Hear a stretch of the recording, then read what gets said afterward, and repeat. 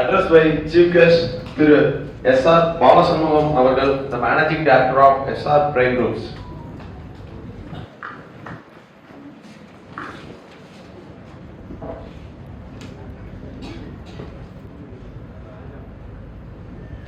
Respected Zone President Mr. T. Vignesh, Respected Past GLC Mr. G. Venkateshan, Respected Mr. C. Thangamani, Zone Vice President, Past Presidents and members and families of JCI, and my dear friends, good evening and எல்லாருக்கும் வணக்கம். இது actually it's a very big honor and privilege இப்படிப்பட்ட ஒரு வைப்ரண்டான க்ரௌட்ல வந்து ஒரு ஈவெண்ட்ல கலந்துக்கிறது. ஐ am very much honoured. இப்போ இந்த ஈவெண்ட்டை வந்து ஜஸ்ட் ஒரு இன்ஸ்டாலேஷன் ஈவெண்ட்டாக நான் பார்க்கல. இது எனக்கு வந்து it's a celebration of leadership, responsibility and சர்வீஸாக தான் எனக்கு தெரியுது. And more than an organisation, JC வந்து it's a very big moment. அதாவது ஒரு ஆர்டினரி யங்ஸ்டரை ஒரு எக்ஸ்ட்ராடினரி லீடரா சேஞ்ச் பண்றதுக்கான ஒரு மிகப்பெரிய மூவ்மெண்டா நான் அதை பார்க்கிறேன். அதுக்கடுத்து ஜேசிஐன்றது ஒரு முக்கியமான ஒரு ஐடியாவை பேஸ் பண்ணியிருக்கு. அதாவது என்னன்னா, லீடர்ஷிப்ன்றது இது வெறும் ஒரு பொசிஷன் கிடையாது, it's a place for action. அதாவது இப்போ நம்ம இந்த வருஷம் வந்து நிறைய பேர் பதவி ஏற்றிருக்காங்க. இன்னைக்கு உங்களுக்கு அந்த பதவின்றது ஒரு மரியாதையை கொடுக்கும். ஆனா அந்த பதவின்றது நீங்க இந்த சமுதாயத்துக்கும் யங்ஸ்டர்ஸ்க்கும் நீங்க ஒரு சர்வீஸ் பண்றேன்ற டியூட்டியை அக்செப்ட் பண்ணியிருக்கீங்க அப்படின்றதுக்கான ஒரு நினைவு கூறுதல் தான் அந்த பதவி.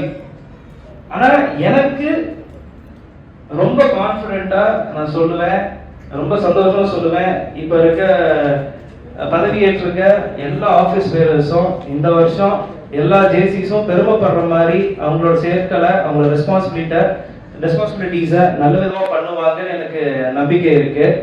நான் இந்த மேடையில் வந்து ரெண்டு விஷயத்தை பற்றி பேசணும்னு நினைக்கிறேன்.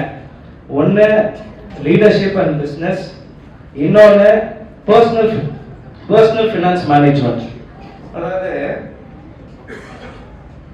நம்ம ஒரு லீடர்ஷிப்ன்றது நம்ம வந்து ஒரு லீடர்ஷிப் எங்கே தொடங்குதுன்னா, நம்ம வந்து ஒரு ஆவரேஜான ஒரு லைஃப்ல இருக்கோம், ஒரு கம்ஃபர்டபுளான லைஃப்ல இருக்கோம். நம்ம எப்ப நம்மளோட வாழ்க்கைய எக்ஸ்ட்ராடனரியா மாத்தி ஒரு மிகப்பெரிய சக்சஸ் அடையணும்னு நீங்க முடிவெடுக்கிறீங்களோ அந்த நேரத்திலேயே உங்களோட லீடர்ஷிப்புக்கான முதல் ஸ்டெப் அங்கே தொடங்குது. இன்னைக்கு மிகப்பெரிய லீடர்ஸா இருக்கிற எல்லாருமே ஒரு நாள் வந்து ரொம்ப சாதாரணமா இருந்தவங்க தான். அவங்க ஒரு செயலை வித்தியாசமா செய்ததுனாலையும், ஒரு இடத்துல கம்ஃபர்டபுளா இல்லாம தைரியமா ஒரு செயலை எடுத்து பண்ணதுனாலையும், நம்ம ஒரு காரியங்களை செய்யறதுக்கு எக்ஸ்கியூசஸ் சொல்லாம ஒரு காரியத்தை டிசிப்ளின்டா கண்டினியூஸா செய்யறதுனாலையும், ஒரு பயம் இல்லாம எல்லா செயல்களையும் நம்ம செய்ய வேண்டிய விஷயங்களையும் நம்ம நடத்தி காட்டுறதுக்குள்ள தைரியம் இருக்கிறவங்க தான் அந்த பெரிய லெவலை அடைகிறாங்க. இது மிகப்பெரிய தலைவர்கள் அவங்களோட வாழ்க்கை வரலாறை படிச்சு பார்த்தீங்கன்னா இது கண்டிப்பா தெரியும். இன்னைக்கு நம்ம இருக்க இப்ப யங்ஸ்டர்ஸ், இது வந்து ஏன்னா இப்ப ஜேசிஐல இருக்கிறதுன்றது 18 to 40, அதனாலதான் அதை நான் சொல்றேன். யங்ஸ்டர்ஸ் வந்து இப்ப ஏற்கனவே சொன்னாங்க, ஆப்பர்ச்சுனிட்டிஸ் வந்து நம்மளை தேடி வரவே வராது. நம்ம வெயிட் பண்ணிட்டு இருந்தோம்னா வெயிட் பண்ணிட்டே இருக்க வேண்டியதுதான். நம்ம தான் ஆப்பர்ச்சுனிட்டிஸை தேடி வெளில போகணும். அப்ப ஆப்பர்ச்சுனிட்டிஸ் நிறைய வரும் நம்ம தேடி போனோம்னா. அதுல எந்த ஆப்பர்ச்சுனிட்டி நம்மளுக்கு உகந்தது, எது நம்மளுக்கு எது இன்ட்ரெஸ்ட் அப்படின்றத நம்ம சரியா தேர்ந்தெடுத்து அதுல நம்மளுடைய முழு உடன்பாட வச்சு சிறப்பா செயல்படணும். அடுத்து ஒரு தொழிலை நம்ம ஆரம்பிக்கிறோம்னு நினைக்கிறோம் அப்படின்னா அந்த தொழில் வந்து என்னைக்குமே ஒரு ஷார்ட் டேர்ம் தொழிலா இருக்கக்கூடாது.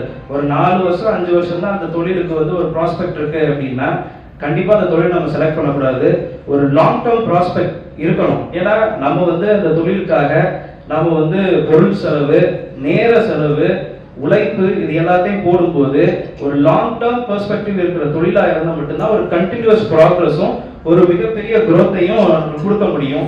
அடுத்து தொழில்ல மிகப்பெரிய ஒரு விஷயம்ன்றது நம்பிக்கைத்தன்மை, ட்ரஸ்ட்னா என்னன்னா, இப்ப நம்மளுக்கு ஒரு நம்பிக்கையான டீம் வேணும் ஃபர்ஸ்ட்.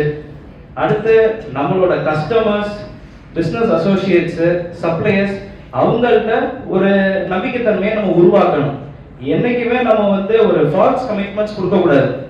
நம்மளால என்ன முடியும் அப்படின்றத நம்ம உணர்ந்து நம்மளால என்ன பண்ண முடியுமோ அந்த கமிட்மெண்ட்ஸ் தான் நம்ம கொடுக்கணும். அடுத்து தொழில வந்து என்னைக்குமே வந்து பிரைஸை வச்சு கம்பீட்டே பண்ணக்கூடாது.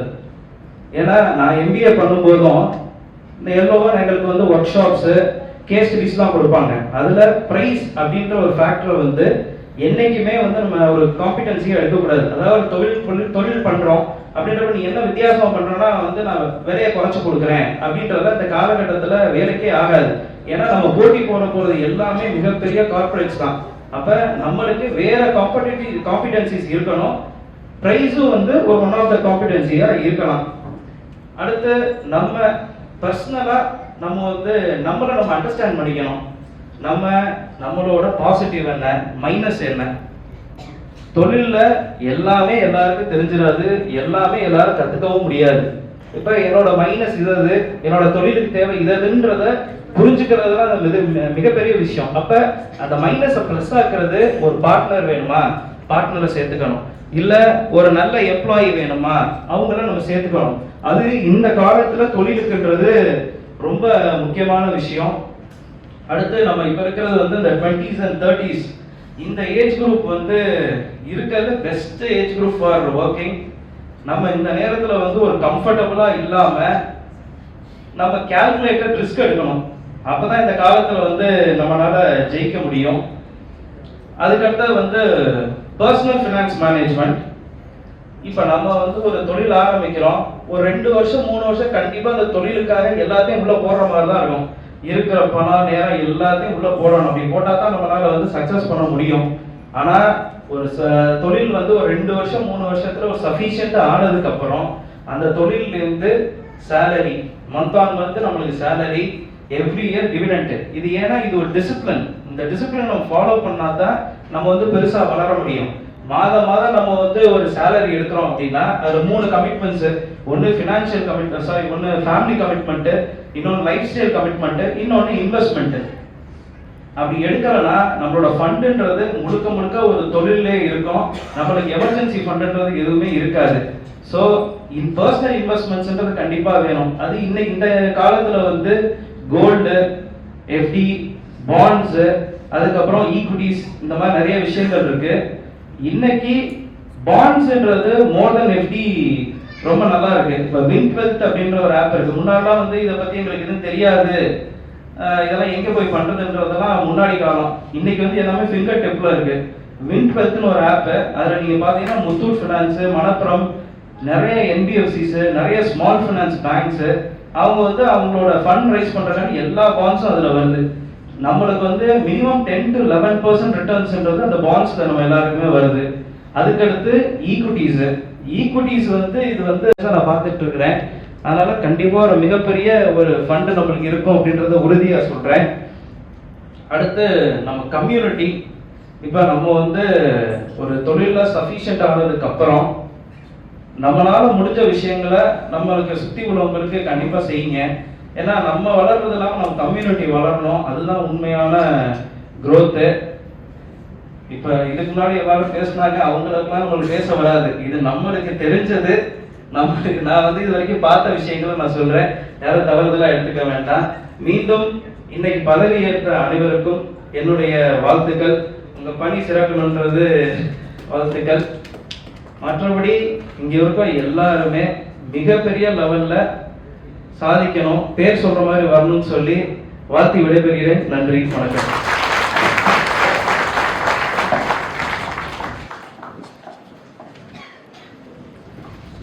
Nice speech, sir.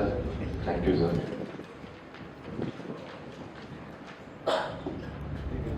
Privilege to ZPP, ZP.